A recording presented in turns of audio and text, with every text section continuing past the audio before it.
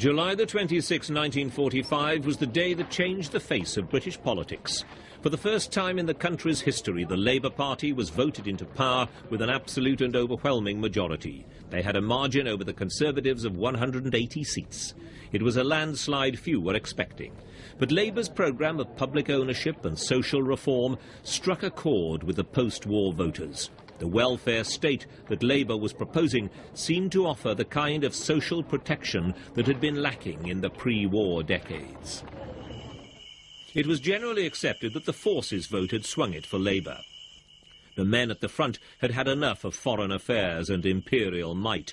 They were not stirred by talk of German war reparations. They were interested in their own futures, in housing, full employment and social security, and that's what Labour offered.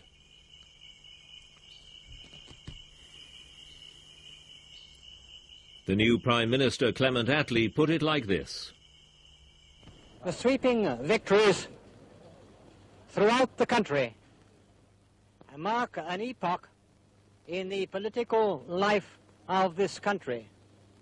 The Labour Party's great victory shows that the country is ready for a new policy to face new world conditions, that it believes that Labour has the right policy and also has the men to carry it out.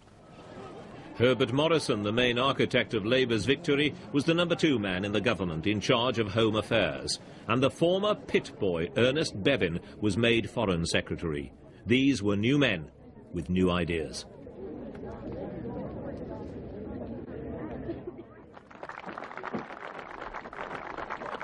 As for the men who'd led the country through the war, Winston Churchill got back into Parliament, but now in opposition. On the afternoon of July the 26th, he resigned. The voters cheered him still as the nation's saviour during the war. They were not prepared to trust him with the peace.